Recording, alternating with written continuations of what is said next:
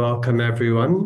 Good morning, afternoon, evening. My name is Jordan Carter, and I'm the Internet Governance and Policy Director at the .eu Domain Administration at AUDA. It is a pleasure to have you joining us this morning for this readout webinar on ICANN84.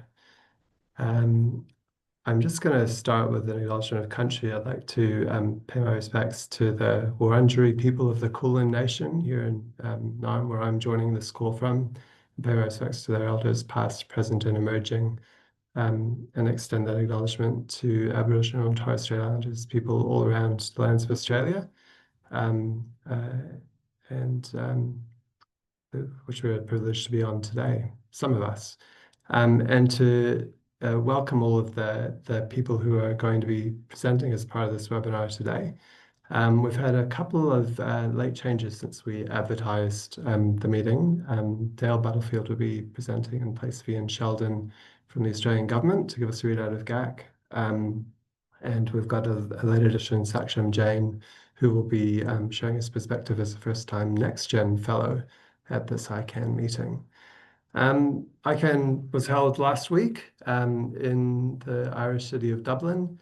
A pretty well-attended meeting, and for some of us who were at the previous Dublin meeting 10 years before, in the middle of the IANA stewardship transition, this was a slightly less pace-filled meeting, fewer frantic organizational design tasks going underway. Today's panel is a set of experienced and engaged participants from all around the ICANN community. And we're going to take a two-round approach to this call.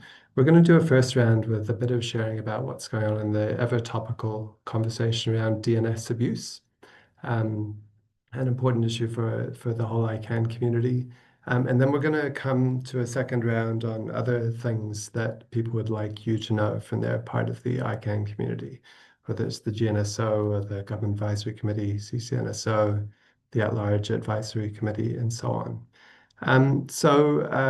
Without much further ado, and thank you to you all for joining us as participants and audience, I'm going to kick off.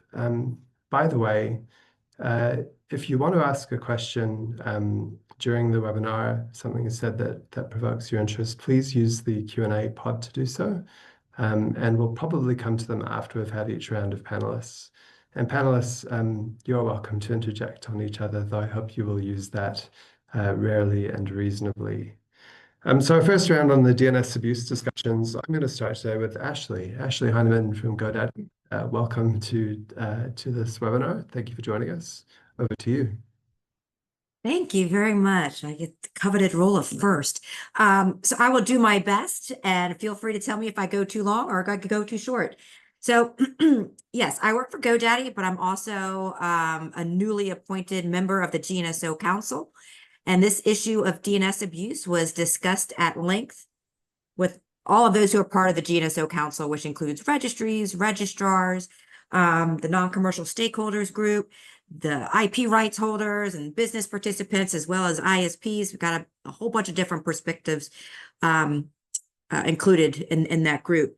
And I think something that's notable is that there seems to be a lot more trust in the room with respect to, I think, taking in particular registrars' reactions to things at face value, as opposed to reading into what our intentions are or if we have some kind of ulterior motive. So coming into the conversation, what was put in front of us by ICANN staff in terms of their initial report on how to conduct a PDP or these PDPs is that they wanted to hold one PDP that covered two issues. And for folks like the registrars, we found that of a little bit of concern because we really preferred to have very narrowly scoped issues for lack of a better way to characterize them, as quick and easy PDPs, so that we could show ourselves that we can have success in a PDP and a truly time expedited fashion, but without calling it expedited. So we can have a success under our belts, build off of that success, and then start immediately on to a second PDP and then go from there. And I think that had some traction amongst council, and that we don't necessarily have to have two issues covered in this PDP, that we could have one, get some success off of that, be proud of ourselves, and then move very quickly to a follow-up PDP. On the subject of what the issues are, we're looking at, I'm going to do shorthand here, what we're calling the pivot, which is basically, looking at registrations that come in. And if we see a bad actor in that registration, we can look at other things that might connect that bad registration where there's malicious activity to other registrations that could be bad and naughty, and take action against those if necessary. The second issue is basically putting some friction around APIs that have bulk registrations in them. So rather than having it be super easy to do bulk registrations, adding a little bit of friction into the process so it's not so easy to do it and really facilitate some bad action there. On both of these issues, as a registrar, and I would say even as counsel, there's agreement around those two issues, and looking forward to see how this process kicks off. But I'll stop there because I don't want to hog all the time. No, thank you, Ashley. That's a good jump-in point for us, because the GNSO, among other things, is the primary locus of any policy making on DNS abuse in the ICANN community. So that's why I had you down to start. And just for a bit of additional context as well for people who are perhaps new to these discussions, in the ICANN community, there were contractual amendments agreed towards the end of 2024, which imposed new obligations on the registries and registrars who provide generic top-level domains. So not the country codes like .au or .nz, but the generic ones like .com, .net, .org, et cetera, to deal with DNS abuse complaints in a way they hadn't been obliged to before. So sort of level setting the practice and making sure the entire generic top-level domains environment was taking these minimum steps. And this policy development dialogue is about what to do next following on from those amendments. So that's part of the context here. And just as it's an issue for the registries and registrars and GNS stakeholders, it's also a keen topic of interest to governments. And so, Dale, I'd like to turn to you, if you could give us a bit of a brief on the nature of the GAC's discussions, the Government Advisory Committee's discussions on DNS abuse in Dublin. Thanks, Jordan. So my name's Dale Butfield. I work in the Internet Governance team at the Department of Infrastructure, Transport, Regional Development, Communications, Sport and the Arts. And at ICANN, I participate in the Governmental Advisory Committee, along with Australia's GAC representative, Ian Sheldon, who I'll just note was re-elected as one of the GAC's 5 vice chairs. So it's safe to say that DNS abuse was the dominant topic of conversation for the GAC at ICANN Dublin. The GAC devoted multiple sessions to this topic and discussed it in every one of our bilateral meetings. And I'll just also say that DNS abuse at ICANN has a very specific definition. So it refers specifically to phishing, farming, malware, botnets, and spam, where spam is used to deliver one of the other types of DNS abuse. And for the GAC, there's a strong desire to make meaningful progress on DNS abuse, with key policy changes implemented before new top-level domains are delegated through the next round. So to achieve this, the GAC is very happy to see these extensive efforts on fast, narrowly targeted policy development processes. And I think Ashley went through what those two key topics were.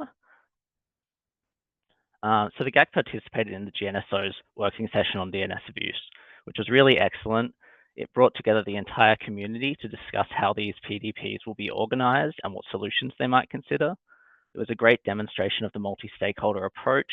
We had governments, industry, technical community, civil society all around the same table, all discussing next steps and solutions.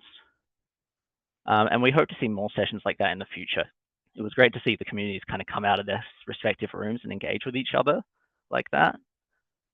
But separately from those discussions, the GAC also spent some time considering how to address abusive behaviour that doesn't fit into that narrow ICANN definition. So the GAC received a presentation from .asia and from TWNIC, which is the Taiwan Network Information Center, on their trusted notifier network, which they're developing for registrars to receive abuse reports that they can trust and act on. And the GAC also held a successful session together with the CCNSO to discuss domain abuse, including discussions of bulk domain registrations in romance scams, and also various methods for detecting DNS abuse, such as using artificial intelligence. At that session, the Australian GAC representative and ALDA jointly facilitated a discussion of national frameworks to address scams. So that gives you a sense of kind of the breadth of issues the GAC was discussing on this topic. And I'll stop there. Thanks, Dale. Yeah, it's a nice note that you make that the definition of DNS abuse has got a particular and narrow meaning in the ICANN environment. So it's interesting to see the GAC exploring the broader picture on that front. Thank you for that update. Let's turn to the country code environment. Annalise, I'm going to hand over to you for a perspective on what the CCNSO has been discussing. Thanks, Jordan.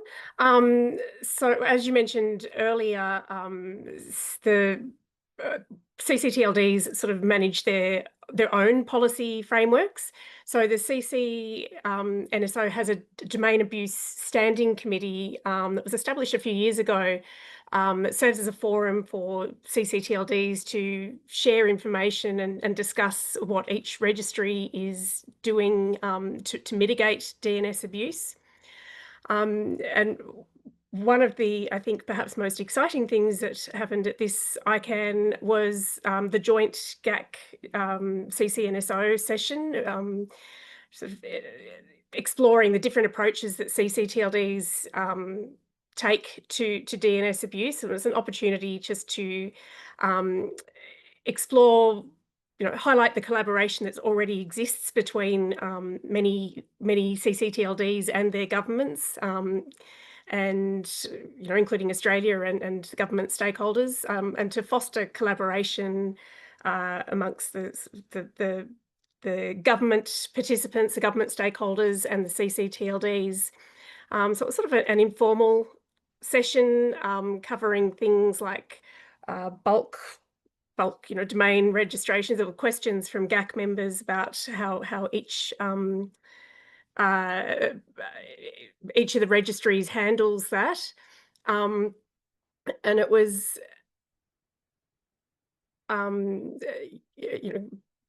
just an opportunity to sort of exchange information in a more informal way and collaborate. And I think with the exchange, the turnover of GAC representatives being so high, there are a lot of new GAC representatives at each meeting. It was just a good opportunity to get to know people and build those relationships and explain the various ways that problems are being handled, because the CCs aren't all doing the same things, and that the problems aren't necessarily the same in each jurisdiction. But I think that was a highlight for me, that one, Jordan. I'm not sure if you wanted to add anything, or if Saksham had anything to add. Nothing for me right now, and we'll come to Saksham after Cheryl. But yeah, the CCNSO is an interesting beast in the ICANN environment because it doesn't set the policies that CC registries apply in their space. So that sort of best practice sharing. One of the great advantages of it is that because we all do things differently, sometimes that's a nice set of perspectives to inject into the broader ICANN policy debate, because sometimes people are prone to saying, well, you can't do X. It's quite difficult to maintain an argument you can't do X when someone is doing it in some other part of the world. So I think that incredible diversity that the CCNSO brings is a useful contribution to the broader debate and can help inform GNSO policy, for example. Cheryl, I'm going to turn to you. The At-Large Advisory Committee has a cross-cutting and role across the ICANN system and sort of adding user perspectives and interests into the mix. How was the DNS abuse discussion in Dublin for the ALAC? Well, thank you, Jordan. Just to start off with, the At-Large Advisory Committee, or ALAC, when we use our short form, is simply a 15-person advisory committee. We operate specifically with a wider at-large community. So just as the GNSO Council is a small section of leadership that have a particular role, and the GNSO is a bigger thing, the at-large is the bigger thing, and ALAC is the 15-person advisory committee. But so when I say ALAC, I'm meaning ALAC/at-large. Now, its role is, amongst various other things, specifically to look to acting in the best interests of the internet end users. So that's a big ask, right? So it means that consumers, registrants, in fact, many of the people that are caught up as victims, as being affected by all sorts of malicious activities on the internet, and indeed what we've classified within ICANN as that 5-point DNS abuse, which Dale outlined for us: the malware, the botware, the phishing, the farming, and of course spamware. It delivers those things. We were a bit of a canary in the mine, or clanging bell, or damnable nuisance back in the beginning, raising this topic at every possible opportunity, at every possible ICANN meeting. For once, at this meeting, on our ALAC/at-large agenda, we didn't have any particular specific conversations scheduled. We had some bilaterals, of course, as mentioned with the GAC, and we were certainly embedded in the conversations and discussions that were going on in the GNSO, which we are absolutely supportive of. We really are looking forward to seeing some robust policy development about the abuse mitigation, and certainly will actively participate in whatever PDP process/processes that the GNSO lead. But we are very, very pleased to see this being on everybody's, literally, agenda. But we still remain concerned about the malicious actions that obviously mislead and misdirect our internet end users. Now, just on that, we didn't have a formal conversation. What we did have is a block of prescribed and agreed, consensus agreed text, which were our talking points. So should you run into someone from ALAC or ALARGE in a corridor, they were prepared with a set of agreed talking points regarding DNS abuse. That would be recognising the growing challenges associated with new technologies, which the GAC and I think the CCNSO also raised. Our continued commendation with the 2024 contractual compliance amendments, the contractual amendments, I should say, to both the RAA and the RA. But we see that as a very positive first step in this next pathway for mitigating the abuse. We're certainly keen on the two-prong approach, whether it be in a single or split PDPs, looking at the API access and regarding bulk registrations that Ashley mentioned, and particularly that possibility of checking out bad actors with associated domain checks. We're very, very keen on supporting that. So I'm not going to go into the issues report and all of that sort of stuff, but we had notes on that. But what we are keen to make sure is that the future PDPs do have prioritisation for user protection and public interest, as well as the obvious and important interests of industry, that there are some forms of measurements and ability to see whether enforcement is effective. And without going through a long list, we would be very keen to see that the PDPs adopt a representative and open model for the PDP, not just a representative model. We think this is a topic that is so important that we would like to have observers well established in that process going forward.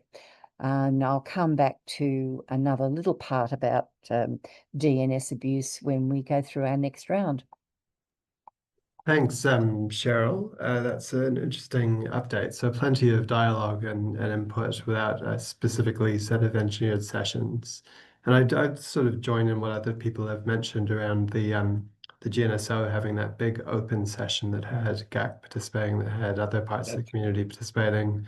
One of the topics that came up there actually, which I'm just going to mention on the floor in case anyone wants to respond to it before coming to Saksham, that was also mentioned in a blog on this topic by Centre that was published yesterday, I think, that the human rights angle here is important as well. And possibly the example, sorry, puppy action, that's actually a bit bigger than a puppy. One of the examples there is that in terms of associated domain checks, we would want to avoid a situation where people were, for example, automatically all the names attached to an account were suspended simply because one had been compromised, because it may be a compromised situation, not a malicious actor situation. And that resonates with another theme that came through a lot of the discussions, which is to keep humans in the center of the decision-making process here, even if AI is assisting. So thanks, Cheryl. And that hopefully is a little intro for you, Saksham, at your first ICANN meeting, Next Gen Fellow, and gave a presentation on DNS abuse. So why don't you give us a couple of minutes on what your thoughts were on that topic and what you observed in this meeting on it? Yes, thank you, Jordan. Just so everyone knows, I'm Saksham. I work as a software engineer at Auda, and because I'm an engineer, I am using my notes because I'm not good at talking. But anyway, I've spent a fair amount of time doing DNS abuse at Auda. But the reason why I'm here today is because I was part of the next gen cohort at ICANN84, which is their student program where they bring in 10 or 12 students from around the world to be at their first ICANN meeting. Well, going into ICANN84, the picture, because I worked at the ground level, so I was like, DNS abuse is all technical really, but what hit me in Dublin is how bigger it is when you look at it from a more ICANN perspective. Like I guess what I will say now is just a combined picture of what everyone before me has said already, but every single room I walked into had their own take on DNS abuse at ICANN. On the technical side, you had groups like IROS and Octo or SSAC, which were doing more technical side of things. And on the policy side, there were GNSO at large and the governments. One session that really stood out to me was the CCNSO's Tech Day DNS abuse session. It was interesting to see how other CCs are experimenting with AI-powered systems where they're using a mix of machine learning and AI to flag risky domains before they went live. Like it was really interesting for me from a tech perspective about how AI is being used in this space. As Jordan mentioned, my own contribution at ICANN was a small 10-minute presentation that I gave during one of those sessions. It focused, so the DNS abuse session by CCNSO focused on pre-registration, while my presentation was more on the post-registration side of things, if anyone's interested. My main takeaway really was that DNS abuse isn't just does this website look fishy or not, but it's a combined or it's a bigger problem that sits across research, policy, contracts, operations, and all those sorts of things. And it can only really be mitigated once everyone comes together. And that's all from me. Thanks, Saksham. It's a nice example of the importance of the multi-stakeholder nature of ICANN's own process to be able to weave those different perspectives together, whether it's the user interest or the providers or the law enforcement type people, the technologists, and so on. I'll just kind of add one more observation on the topic, which is that, well, actually two. One is that it's good to see these policy development processes kicking off, because while the contractual amendments last time were an expeditious, not expedited, but expeditious way to get some runs on the board with respect to this issue, there were also the negotiation between the contracted parties and ICANN, and that's not a multi-stakeholder process; it's a bilateral one. There's obviously public comments on those and so on, but Ada made a comment on this initial report, and among other things said that it was pleased to see this issue moving into a more open multi-stakeholder policy development process. The tension, of course, is with the pace. And the second thing is just to observe really that AI everywhere. We're all talking about AI all the time. But it is nice to see it used in a context where it's useful, which is pattern recognition and identifying characteristics. So this industry is an area where I think it can add value and make us more effective and more efficient in dealing with challenges like DNS abuse. Panelists, did any of you had any observations or reactions to anything anyone else said? Any sort of cross-cutting observations around how this dialogue is going at ICANN? Just jump in if you do. And if you don't, we'll move on to our second round. Ashley, yeah. I don't have a question, but I just want to note, I half did it in my remarks, but I think this is a really excellent example of how we all, as participants in ICANN, can be on the same page. It doesn't always happen, and we haven't really gotten into the policy development making process yet, but it's really nice to see that we're all coming in, for the most part, with the same expectations. So that's, I think, a really good sign of things to come, hopefully. Thank you, Ashley. Yes, there is a sense of a shared problem to be solved, rather than offloaded, you might say, or denial that there even is a problem, which I've seen more than once in the ICANN environment. I'm sure we all have as well. If no one else is jumping in, let's move to the second part of this. And the first part was a bit of a deep dive. We've taken 25 minutes or so to look at this DNS abuse issue. This second round, we're going to invite each of our panelists to give us some snippets about things they thought were interesting or relevant to bring to your attention that happened at the ICANN meeting. Obviously, everything that's said is like a quick reflection on the surface. There are vast amounts of information available to dig into more depth on any of these topics. And if any of the topics are too coded for you, if you're in the first time in this dialogue, do feel free to reach out to any of the panelists or to the team at ADA if you want to talk about these issues more afterwards. But we're going to start for the second round. Other stuff on the agenda, which you'd like to share with Ashley. What else was cooking in the GNSO, Ashley? So this is a meaty one, so I'm going to do my best to make it digestible. But there's this ongoing conversation about urgent requests.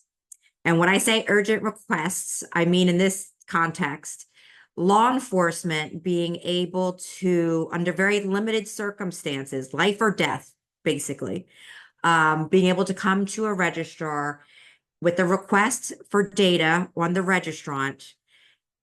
And what I think the ultimate goal right now on behalf of law enforcement is 24 hours or less. And it's been really interesting in these dialogues because at face value, it sounds pretty cut and dry, pretty easy. It's like somebody's going to die and I need this information right away. And one of the things that we're trying to articulate as registrars is that this gets complicated pretty fast. And it has largely to do with multiple jurisdictions being involved.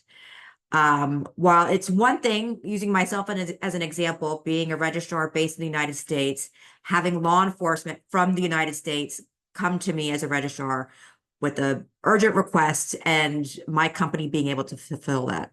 Where it gets tricky is if, say, hypothetical country G, who we haven't had the greatest of relations with. They don't have the best human rights track record, and their law enforcement comes to me as a US-based company saying, hey, we need this information on said individual. It's a matter of life or death. Trust me, give us the data. And it creates a lot of interesting conundrums, particularly if you're looking at a small registrar, not like GoDaddy, but a smaller registrar that may not have the best legal team in place.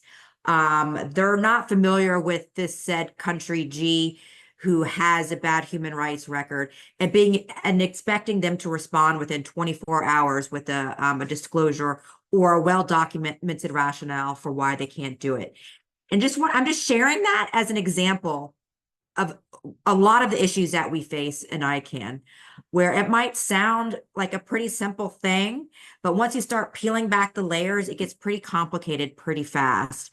And you know, in a perfect world, we could trust everybody and we can assume that everybody has the best intentions. And in a perfect world, all countries get together and we work collaboratively and we trust them. But sadly, that's not always the case. And this is something that we're continuing to deal with within ICANN. There's a public comment period on this right now. And I will stop there because it gets complicated really fast, but I just wanted to share this experience with you all. And if anybody had any questions, I'm happy to answer when the time comes. So thank you. Great. Thanks, Ashley. That sounds like a challenging and vexed issue where doing the right thing can be a lot harder than it looks like it is on the surface. So thanks for putting it on the table. There's the Q&A pod if you do have a question about what Ashley's just said. But we'll rattle on through our panel. Topics in the GAC. Dale, we'll turn to you. What else was on the agenda at this meeting? Yeah.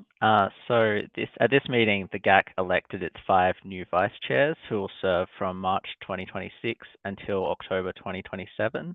And those included Ian Sheldon from Australia, along with the Netherlands, Switzerland, Lebanon, and Uganda.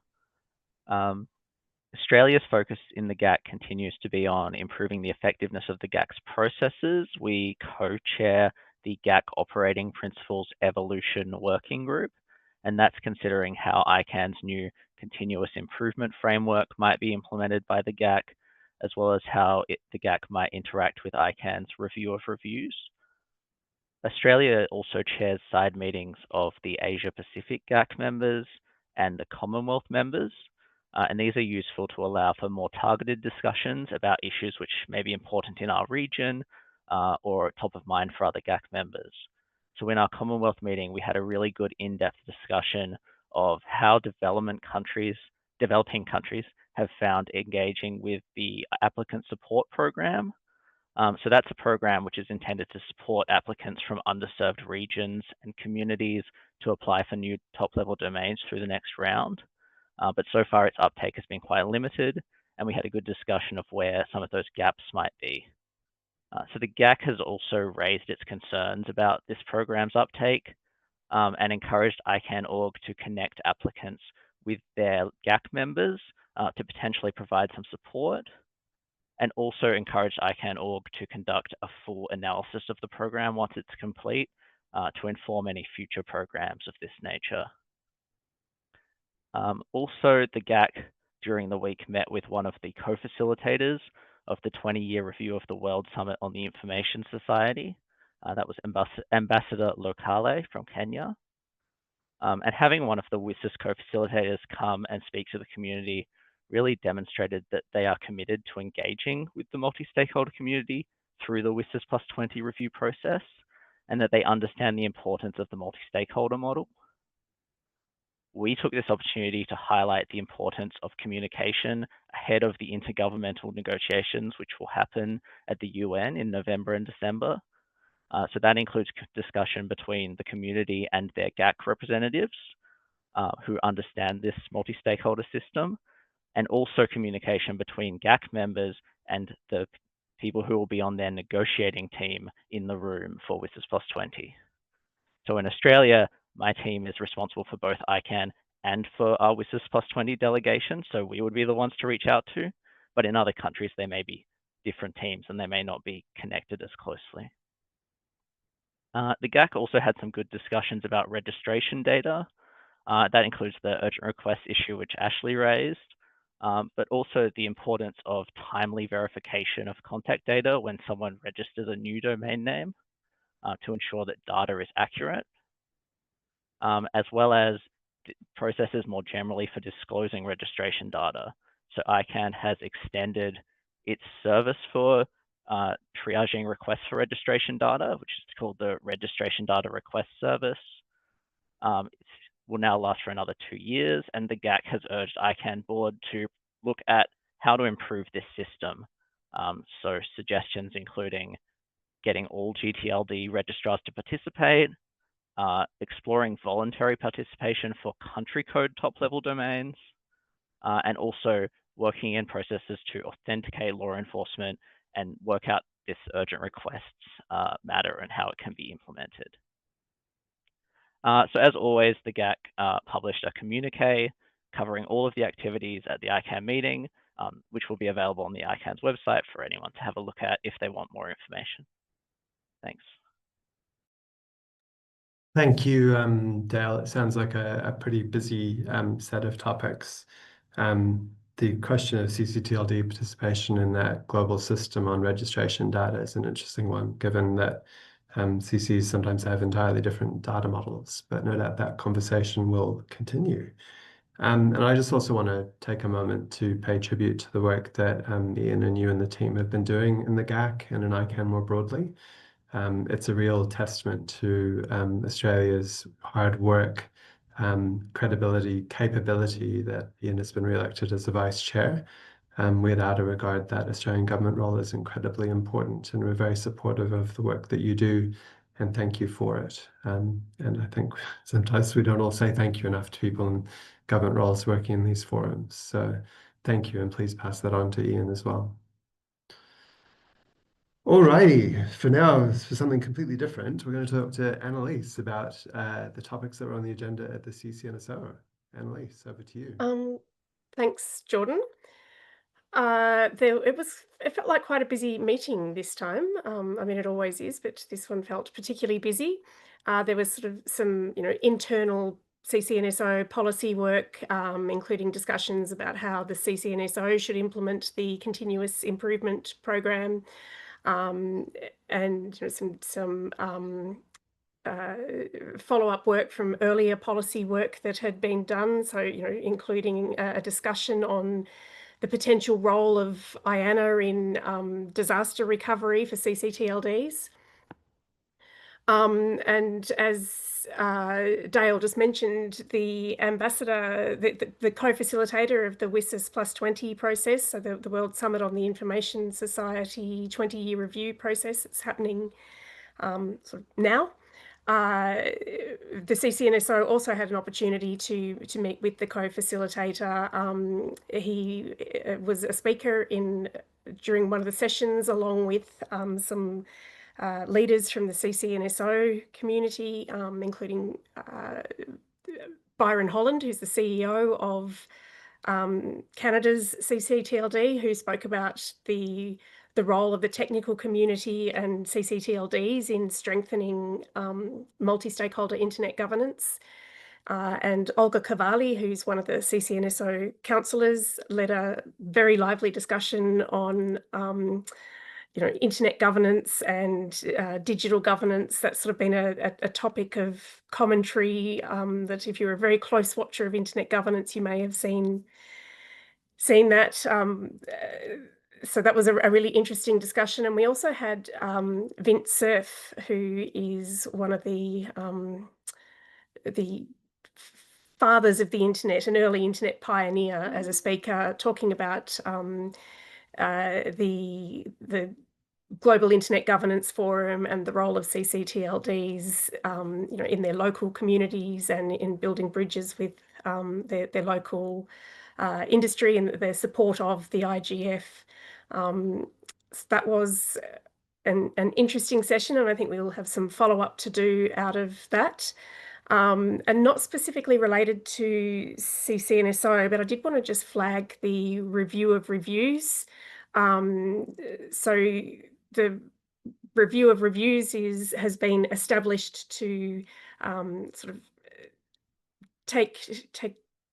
evaluate all of ICANN's review processes, the current system, to sort of identify areas of improvement and perhaps propose a refreshed system. So there are 2 appointees from each of the ICANN supporting organisations and advisory committees. I'm one of the appointees for the CCNSO. So we held 2 plenary sessions to seek feedback from the community on a sort of draft purpose, and a CCNSO dedicated session to seek feedback from CCs. But there will be outreach, 2 outreach webinars that, if you are interested, you will be able to register for. I'll dig up the link when somebody else is talking and pop it in the chat. But they'll be taking place on Tuesday, the 18th of November at, I think, 6 UTC or 8 UTC and 16 UTC or 18 UTC. I will dig up the link and pop it in case anybody would like to join that and find out more about what's going on and how you can share any views that you might have into the review process. But I think that's enough from me, Jordan. Great. Thank you, Annalise. Yeah, the CCNSO was part of the dialogue to establish the review that Annalise just mentioned, based on the congestion and overlapping nature of the way the review system had evolved. I know this isn't an uncontroversial issue, but it will be fascinating to see how this process goes in a relatively short time frame to improve the way that ICANN reviews itself and holds itself accountable to the global internet community. So thank you for that, Annalise. I'm going to turn to Cheryl now for a bit of rundown on the other ALAC activities beyond the wild worlds of DNS abuse. Thank you, Jordan. Appreciate the opportunity.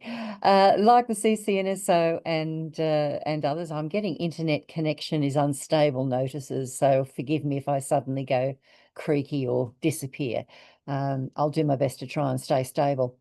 It's another busy one for ALAC and at large. Our community members, in addition to engaging in many of the sessions offered by other parts of ICANN, so you'd have found us in CCNSO room, in the GNSO room, in the GAC room, all those places. And of course, we have 5 people involved in the nominating committee, and the new nominating committee for the coming year was being sat, whatever it is, ensconced in this meeting. So we had people all over the place, is what I'm saying. We also had the peculiar situation whereby our next gen and fellows noticed me using the word "our" there, because we get very possessive over this particular group of incoming bright young things in some cases, or well established and now suddenly keen on ICANN individuals in other cases. But we had our original meeting, of course, was planned for Amman, so it was going to be an Asia Pacific based meeting. And so the fellows, for example, were drawn from the Asia Pacific community, which is how the fellowship works. And then, of course, we moved to Dublin. So we had this peculiar hybrid business between Europe as a region and Asia Pacific and Oceania in that space as a region. So we muddled through, and that all went quite well. And we have some fabulous potential with some amazing people who hopefully we'll be able to lure to engage not just in other communities, but in ours as well. But I also wanted to mention that we were also deeply involved with the review of reviews. And of course, we have the honour of having one of our people being one of the co-chairs of that particular exercise as well in Avery Doria. So we are watching that space closely and trying to behave ourselves when we disagree, in some cases quite vehemently, with what's happening and how things are running. There was also the general organisational focused sessions that we went to, along with everybody else in the big room, but we ran 16 more general work sessions, including 2 main ones, which are in public organisational finance and budget working group. So the operations, finance and budget working group, which meets weekly. That's a main part of what ALAC and At Large does. And that's where not only finance, budget, strategic planning, etc., is discussed with our continuous improvement program. And that's not just the ALAC one, there's the 5 regional ones as well. So that was a big part of what we did. And we also conducted one of our, again, standard weekly calls, and these are not ALAC calls, they are committees of the ALAC, but they involve the full at-large community, and that is the what's called the Consolidated Policy Working Group, and that's where pretty much all the other policy stuff and comments on policy happen. But we also ran 2 plenaries, so in 7 days, that's a lot. Our plenaries, I think, were well attended, at least in my very biased view. The first one was topic was regional internet registries at a crossroads. It was a case study focused on the African situation, but looking more generally at governance gaps and regional challenges and where ICANN can play a role. And then the second one was about exploring opportunities for increasing capacity in underserved regions. And this is to do with the registries and the registrars. And it was a delight to have the registry stakeholder group as the co-coordinator on that plenary. But this is where I get to come back to DNS.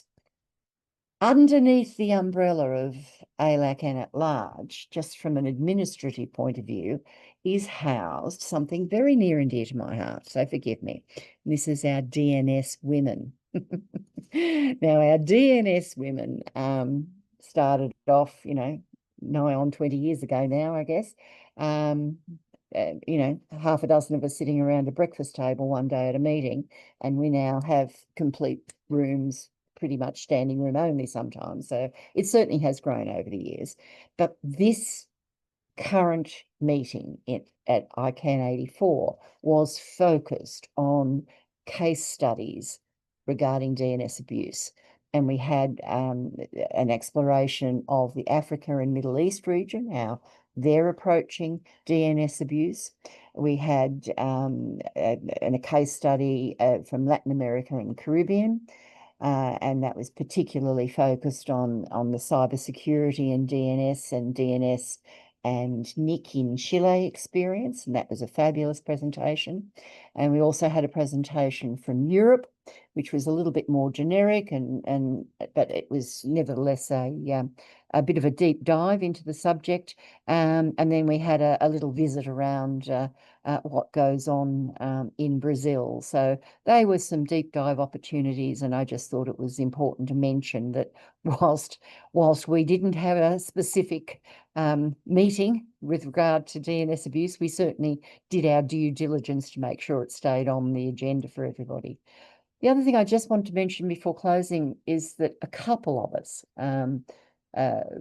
probably I would say less than a handful, but that's those of us who are deeply involved in the policy development process regarding the applicant guidebook to do with the new release of new names at the GTLD, the generic top-level domain space, in preparation for what did happen with the ICANN board resolving to accept the applicant guidebook with just a tiny little codicil about what a little bit of extra work that may still be coming and will be being dealt with, I think, in the upcoming GNSO Council meeting. Which is a huge point in time, because it is a process that has run on time. And that's something you can't always say in an ICANN meeting. We said when we were going to be releasing it, and damn it all, we did. Now, we had to run 6 meetings of this implementation review team during ICANN84 to be part of that process. But I just thought we should also note that there was an enormous amount of work coming to an end at ICANN84 to do with the applicant guidebook. There's more work to continue, of course, but that was a pretty impressive moment in time, certainly for some of us. And we also had a bit of a fun moment with a wrap up where we recognised folk, and by folk I mean the fabulous staff who've supported us through this whole process, as well as a few hard-working or absolutely crazy individuals who won things like, you know, most meetings attended or most comments and things like that. So I won the Dragon Dazzler Award, just so you know. Thanks. That's it from me. Thank you, Cheryl, and thank you all for that scan of the wide range of activity and efforts that's going on at ICANN. I'm just going to use the moderator's privilege to call out one more session. At the CCNSO on the Wednesday evening, the last block, there was a quite fabulous, unexpectedly fabulous, in my view, session about the root server system. It was a joint meeting between the RSAC and the Root Server System Advisory Committee and the country code domain operators. And it was a presentation about what the root server system is and how it works, and how, despite the fact there are only 12 of them, they actually don't provide a choke point in the global internet. Jeff Osborne is a very talented presenter, and even though his slides are simply black and white, the session was far more interesting than that might indicate. So if you are curious about what the root server system is and its role on the internet, that is quite a good session to watch and quite an entertaining one. So that's my call out. Panelists, before I come to a few reflections from Saksham and some closing words, is there anything else that's come up that you have an opinion on, would like to offer a perspective on? Always a slightly frightening question, isn't it? There doesn't have to be. We're tracking well. If you think of anything, I'll give one last call before I finish. But Saksham, you are you are a next-gen fellow. You've talked about DNS abuse, but you've got a couple of minutes now to share any other observations about your first ICANN experience. Yes, thank you, Jordan. Because I'm not part of any group, I'll just take this time to shamelessly put in a quick pitch for younger people getting involved in this space. Maybe it won't be as relevant to the people in this meeting, but it's good for people who watch the recording, or if you want to share it around, I guess. So this was my first ICANN, and I went in with the expectation that it will be very legal or very policy heavy, and I won't have a part to play. And while it was a lot of policy stuff, but I discovered that there's a lot more happening behind the scenes, and there's genuinely something for everyone. Like this time, the cohort was very technical from what the CEO told me, because we had a lunch with them. But apparently the last time they had a whole mix of policy makers, lawyers, and those sorts of people. So I guess just the fact that, and it ties back to the multi-stakeholder model, that there's something for everyone at ICANN. Other than that, if you're in Australia or anywhere else and any of this sounds interesting, there are very concrete ways to start. Like there's obviously the NextGen program that I was a part of, and ICANN also runs a bigger fellowship program, and that's for people who are a bit more knowledgeable about ICANN than the NextGen. Regionally, there's programs like APIGA, which is how I found out about NextGen in the first place. And then you can also get involved with your regional at-large organizations like APRLO. If you do decide to contact Cheryl about it, make sure you do your research or you'll end up like me. So, other than that, there's also the .au community. Obviously, like you can become a .au member, follow or on socials, which is how I got involved in this space in the first place back in 2022. and just, joining webinars like this to remain connected and have a say in how the local CCTLDs run. So my message is really that internet is a space for everyone, and it doesn't have to be run by older people all the time. No offense to anyone in the room, but like it is there for everyone, and you don't have to be senior enough or skilled enough to be involved. So I just, get involved. That's my message. Thank you, Saksham. And that's a message I would thoroughly endorse as someone who got elected to the board of their local CCTLD at the age of 22. You certainly bring a different perspective when you're younger, and it is worth blending that in as well. Thank you, Saksham, as well, for the shout out for joining Outer. Outer.org.au/join is a way to do that if you want to track our work. I just want to make one other point about this meeting. We saw the conclusion of the terms of some directors out of ICANN that happens at every AGM. Chris Chapman, a Sydney-based director who's been on for a term and has been the vice chair of the board, concluded his term and is leaving the board, along with Martin Bodeman, who was the chair for some time leading up to 2022, I think. So a long-serving director. And the last one I'll mention is Becky Burr, who is an American of great distinction in the ICANN community, a long-time inventor of, servant of, participant in ICANN, and she's just concluded a 9-year term as one of the GNSO directors, has always been treated as a country code person as well. So sad to see some of those people leaving the board at this AGM, big shoes to fill for the incoming ones. And the last point I'll make is that we've been doing these readout webinars for a while. If you have any feedback about this webinar, if you want to get in touch with the panelists, you can do that on the email address I'll just pop in the chat, which is internetgovernance.org.au.